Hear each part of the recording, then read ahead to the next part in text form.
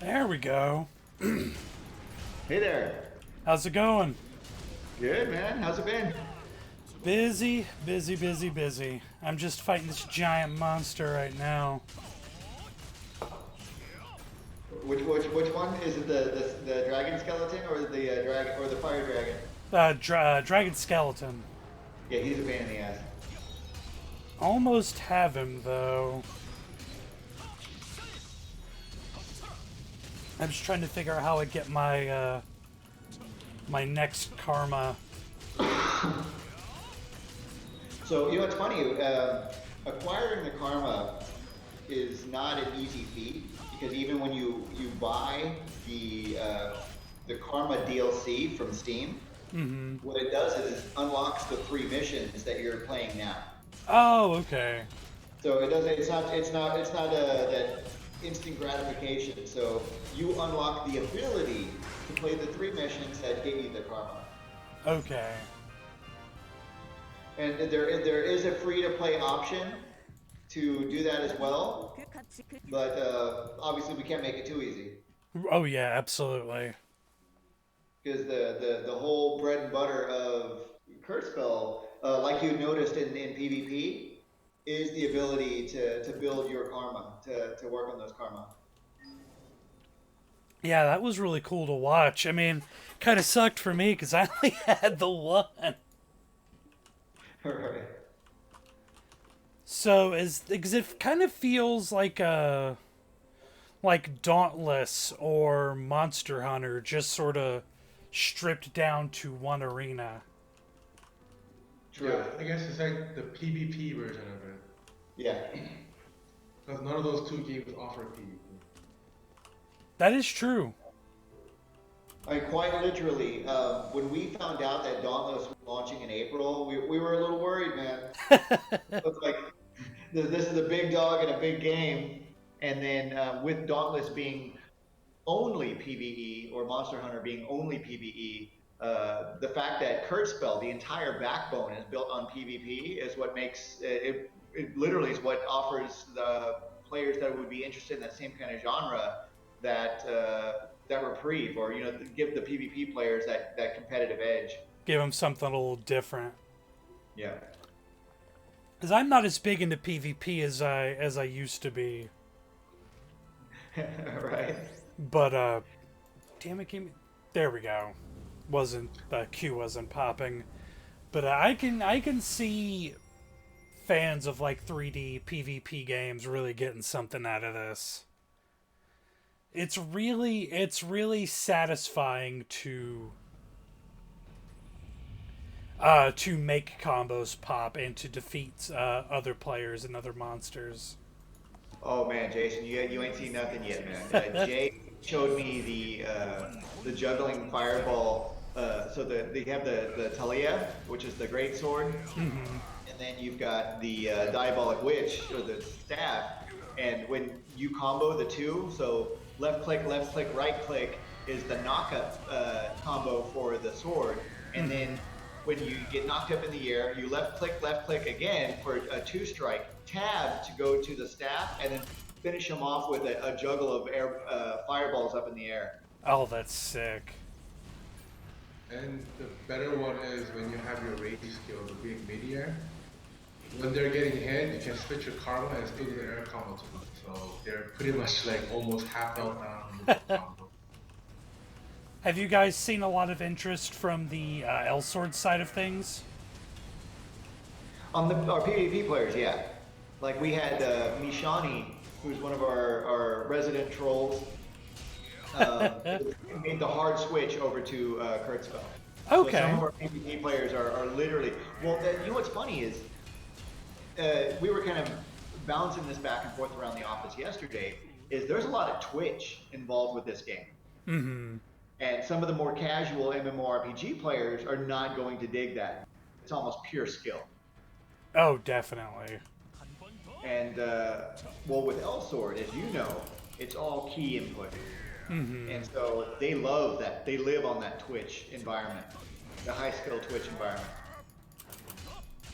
Yeah, I can definitely. I had a feeling there'd be a lot of a lot of carryover, at least on the PvP side of things.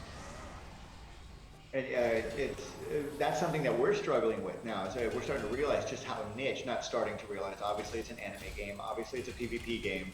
Obviously, it's a high skill game. So right there, we're already putting ourselves in a very specific corner. Oh yeah, but it's a fun one at least. Yeah, and we had, who was saying it's literally like Breath of the Wild, the MMO. Just with the art style and I wish that we could open up the PvE side, just because there's a lot of potential there. But believe it or not, our dev team for this game is only 33 people deep. Oh wow.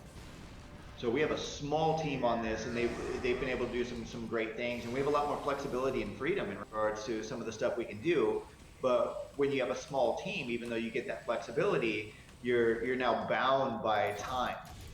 Because everybody's got to be working on every change in the game, and so if we end up, if the game ends up hooking up really well and players love it, then obviously our next step is to build out the team and start doing more for the game.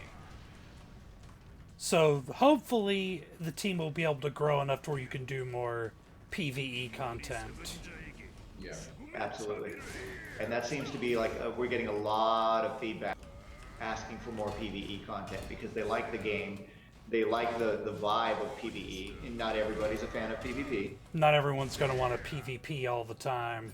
Or just get their asses kicked. Yeah. Yeah, that's going to make people salty after a while. Oh, dude, we had one of our other, one of our partners is Streamlabs, OBS. Okay. The guy that is running Streamlabs has been just part of this whole thing from alpha. And so he jumped into the game and just literally kicked the shit out of us. I wasn't feeling too confident, man. I'm sitting there going, I he just showed up and dunked you guys. You're right. And then we had another guy, which is one of their buddies, jump in, and it was one that's like the Matrix. You know what I mean? He just sat into the game and plugged right in. And he was using tactics to evade and move that I didn't even know you could use for evasion and moving. And the guy didn't die once in a 4v fight. That's...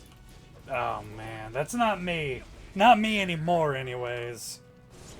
Yeah, I mean, I'd lie if I said I wasn't ready to start flipping tables. I mean, after losing the third round back-to-back, and one of them was a wipe, I was like, no, this is... Oh, At least you guys have made something that's, tactically sound and fun, at least. At least you can go with that.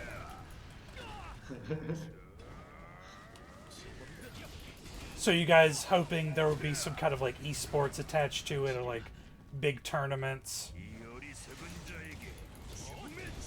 Oh my god, just die. Especially in Europe. So they're already interested. Oh, nice. So now we just gotta figure out what we're going to do, and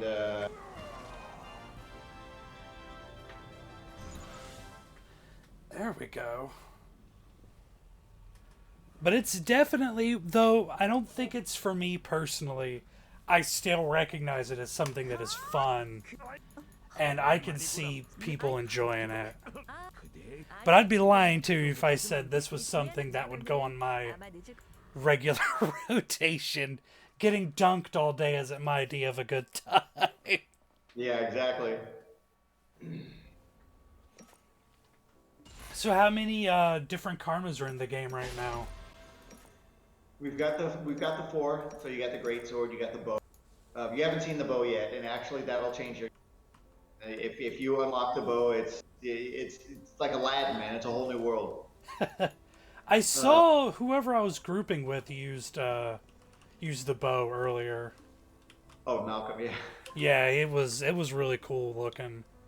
Yeah, he's a stick and move kind of guy. That's why I'm kind of glad Jay was in there, like focus firing on him just to keep him annoyed. And because he's definitely the last Boy Scout, man. He needs a tent, and then he wants to go snipe. And then when you saw your life go down, I'm not sure if you realized it. That life bar stays gray. Mm-hmm.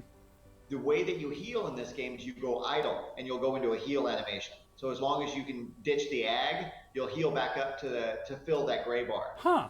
I was wondering about that. Yeah, if you do hands-off keyboard when you've got some downtime, even in boss fight, so the healing mechanism is going idle, and as soon as I think it's like 3.5 seconds, you'll start going into a heal animation, and you'll fill your life bar back up to the depth of that gray bar. That's why you die so much, because Rush dished you to go heal. Yeah. All right, maybe one more mission. I do really like the PvE side of it. What's presently on offer. I like the tiny arena, group up with a couple people, dodge some giant fireballs.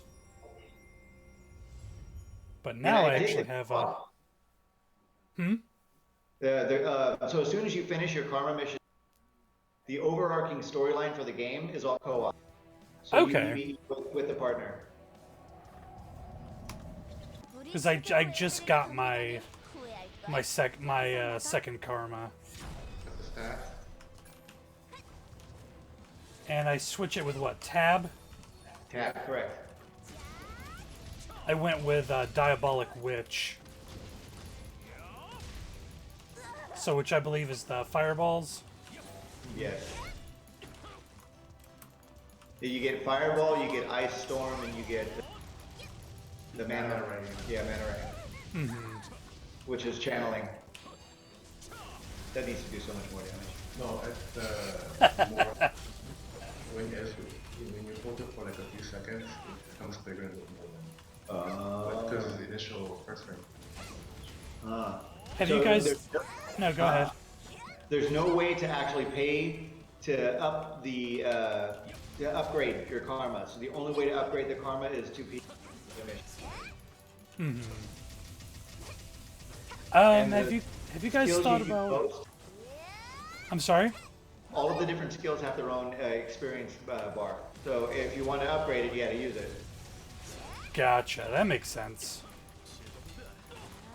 Have you guys thought about having like a training mode where you can see what class does what, so you can try it before you... There's nothing more disappointing than like hard locking in and not liking the play style. Not yet, but that's something to consider actually. Maybe the training grounds could just offer all of the things. Yeah, like as soon as you go into the training grounds, you can play around with the different cards. Because if you're going to dedicate yourself to that main play style, you got to make sure it's worth it. Yeah, especially if you use the free to... That'd be the last thing you need.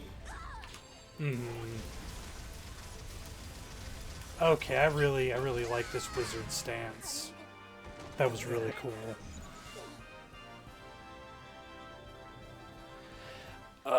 All right. I'm gonna go ahead and turn off my recording.